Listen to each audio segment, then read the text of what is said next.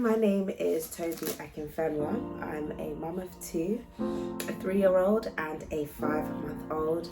I'm also a senior leader at City Worship London, and I'm here today with W Talk to talk to you about low spiritual engagement after motherhood. So I became a mum for the first time in 2019, and I have my gorgeous daughter, Tahila. And it's true what they say, nothing really prepares you for motherhood. I remember the time before, my focus was probably two things. One, getting all the nice cute outfits ready. We didn't have a nursery for her as such, but just getting, you get into that nesting period. That is the point that I remember where I'm like, okay, that was the point of me starting to feel like I'm starting to get ready. Before then, it was like vibes. I don't know. It's like I was just pregnant for fun. And then third trimester hit. And I think that was the moment where I felt like, okay, I'm starting to get ready. I was definitely watching One Born Every Minute. Yes, I was. One Born Every Minute. Just to, I guess, anticipate labor, and it's all these things of, okay, how am I going to get through what I know to be one of the hardest things, or I've been told is one of the hardest things. I struggle with a lot of things. I mean, from light things such as, cravings that were still happening, changes within the body, to more deeper things. Sometimes just I was emotionally, I could not even understand myself. And then spiritually, I would be like, where am I? Where am I? What am I doing? I can't pray. I feel like I can't pray. And sometimes it was like a guilt to even try. So as you may notice, I do have my little one now with me. She woke up from a nap. And these are the realities, quite frankly, of motherhood, right? And so one of the struggles that I had, as I was saying, is like, how do I present myself to God like this? Like, I was trying to have a picture of what was and fit that into the new, right? Fit that into this whole new chapter of my life. And what I mean by that is, prior to having my daughter, my first daughter, I, would spend time in prayer. You sit there, you read the word, you get the revelation. That was a good one. That was a good one. Sometimes where you even get excited about the revelation you received, you're like, oh, like I was trying to have that. And it wasn't until I had my second daughter where I was having the same struggle, but things were a bit different. Things were a tiny bit different. And I remember asking myself this one question, and maybe it was even the Holy Spirit that prompted me to ask myself this question, which was, what is it that is important to you? Like, what is, in all of this, in terms of spiritual engagement, what is the most important thing? Like, what are you looking for? And I sat down, I thought about it, and my answer was this. My answer really was, I'm just looking for a moment to be still enough for me to receive. Still enough for me to receive, still enough for me to pour. The key word for me was still. A few days later, I was at the sink, I was washing the dishes, one of the things I hate doing, but you do it nonetheless, right? And when I was washing the dishes, I began to receive. Like the Lord was speaking to me in that moment. And then I realized that actually me being still doesn't need to literally look like me being physically still without anything around me. And even sometimes without doing it doesn't have to look like that. That I realized the most important thing was that my mind was still enough to receive. And then my prayer from that moment became, Lord, help my mind to be still enough. In the moments where my mind is still, help me to be received, but also help my mind to be still enough to receive, even if I am doing, even if I am washing the dishes, even if I am on the go.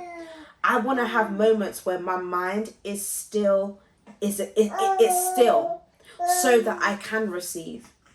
And like I said, still doesn't have to look like without the noise, and it doesn't have to look like something else isn't happening in the background. And one of the things that also really changed things for me this time around. 3 things, right? These are the 3 things that helped, that I really want to pass on to you. The first thing was this. I'm so blessed to have my 2 mothers, you know, the mother who gave birth to me and the mother who I inherited through the marriage of love that I have with my husband. And when I had my second daughter this year, I had them staying with me for some time, not at the same time. And unbeknownst to them, they addressed a need without knowing that they were addressing a need. It was something, it was a seed that was going to hold me and keep me as time went on. And I remember my mum was the first. She said to me, Toby, I know that it can be difficult spiritually. It's a struggle. I'm not going to lie. I remember thinking, so why is nobody talking about this? Like, why have I never heard about this before? Or you speak about this before. This is the first time. But that aside, and she said, I know that it can be hard, but I want you to pray this one prayer. I want you to pray the prayer of, Lord, empower me to pray. Empower me to pray through your spirit. Empower me. That is, or you can pray, give me the strength to pray. She said, if you pray nothing else, just pray that. And I prayed that. Almost every single day, even if it was once a day. And then again, my mother-in-law said to me, and in a conversation, she said, look, this was more on the subject of me returning to church. I'm a senior leader. My husband, you know, heads up City Worship London, a church in Ealing. And it was like, okay, when am I going to come back to church? That was the first question. It wasn't that difficult. I knew that I didn't have much pressure with regards to that. It was when I was ready. But I felt like when I did jump back in, I had to literally jump back in. And knowing the person that I am, I kind of go in head first at a few things. And I'm quite good at, you know, executing things, even if it is quite a lot. But if I'm not careful, I know that I can get to a point where I'm drowning, but I wouldn't know that I'm drowning until I'm like, my oxygen tank is nearly at its end, basically. And she said, Toby, don't put pressure on yourself to show up in any other way but to receive. Ooh. Even as I'm recording this, I'm like, just receive. She said, your focus are your children, and that is it. But just receive. Just receive. And this is the thing that I really want to encourage you with. After I had my first, there was a revelation that God gave me, which was about his grace. And it was that there is so much grace available to you. You don't have to perform. You don't have to do something or pray or worship in a way because you think that's what it needs to look like. And I believe that more than anything, what the Lord wants for us, mothers, postpartum, the veteran mom, is receive. There is an invitation to receive. This right here, with my daughter on my lap and her babbling in the background with a sensory video in the background, this right here is the reality.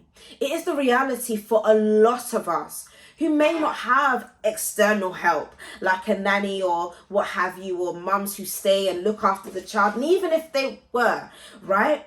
This is the reality of what our lives look like. Our child on our hip. And as I'm talking to you, this is what it can look like sometimes to talk to the Lord. In moments where your child is in the background and they're babbling. If they're crying, tend to them. Don't think, oh, you're crying again. I was trying to. No, the Lord actually desires for you, and he gave you the child. He wants you to look after them, you know. But the key thing is grace, and the fact that he is inviting you. The invitation is there. It's freeing your mind. It's freeing yourself up enough to say, do you know what? I know that the Lord is, first of all, he is so pleased with you. And I actually, before I go on to anything else, I want to say well done to all the mums out there, because God is honestly so pleased with you. So pleased with you. And I know that so many of us sometimes desire, or maybe we don't recognize the desire is there, but we're like, we've done the night shift. Like, come on, mum. Me to you. It's just us in the room right now. It is just us. I know that you know that I know what it's like. You've done, a whole day, maybe gone to bed, and they've woken up a few times, and all you want at times is for your partner or for your husband to tell you, oh, do you know what? You've done such an amazing job. Well done. Or you just, or sometimes it could be the fact that through your tiredness, you did the laundry and nobody is there. And you recognize that, wow, like I'm actually trying, and I want to address you in this moment to say, well done. Well done. You are doing an amazing job. And the Lord is so pleased with you. He is so proud of you that he gave you his child as well. The child that you carry is also his, and you are doing an amazing job at stewarding them. But the invitation is there for you. And I want to give you 3 keys that have helped me to be able to key into that invitation and to enjoy the invitation that God has for us. And so the first key is this: accept and receive grace. I had to pause for a moment there. Accept and receive the abounding grace that is available to you. Accept and receive it. And when you accept and receive that in this moment, what it should cause us to do is to exhale, because that's what it did for me. I was able to say, do you know what? There's actually so much grace available for me in this moment. I can breathe. I can breathe. I don't have to strive. I don't have to perform. I can breathe. And the second thing is this: when you can, pray. Pray little, but often. Just start with that. Even if the one prayer you pray is the prayer that was given to me, which is, Lord, give me the strength to pray, empower me to pray. If that is the only thing you pray every single day for a month, for 2 months, for 3 months, let that be the only prayer that you pray. Because the person you're looking at through your screen, that was the only prayer that I was able to pray for a while. I prayed nothing else. I might change the words and say, Lord, give me strength to pray. And sometimes I might add another prayer, which is, Lord, give me strength. And if that is the only prayer that you pray, that is the only prayer that you pray. Pray little as often as you can. Pray little as often as you can. And the third thing is this. And this is a practical one more than anything, which is choose 1 to 2 forms of referencing or references and keep it at that. And what I mean is this: don't try and inundate yourself with journaling often, or if you know that that is something that's going to be very difficult for you. Like for me, guys, my child is 5 months. I probably put pen to paper for the first time 2 weeks ago. For me, it has been the one. And the one is, for me, my phone. Anything that I can get from there, I'm going to use it for that. And so between the Bible app and my notes, those are the 2 things I'm always going back and forth to. The Bible app and my notes. And trust and know that there will be, and what God gives you in those moments where you key in is more than enough. It's more than enough. I hope that this video has encouraged you, Mum. I hope it has encouraged you to release the pressure of having things look a particular way spiritually right now. I wish I could have recorded this in a coffee shop, because oftentimes I love meeting up with mums and just having lunch or tea or whatever, right? And our babies are often doing this while we're talking about things that are happening, things that are happening and how we're coping. And this is my story of how I've struggled, and it's a daily struggle, but also it's a daily overcoming. And I pray that you are also able to daily overcome with your daily struggle. So my name is Toby Akinfenwa. I am signing out. It has been a pleasure being able to encourage you on this platform. You can connect with me on Instagram at Toby_Akinfenwa.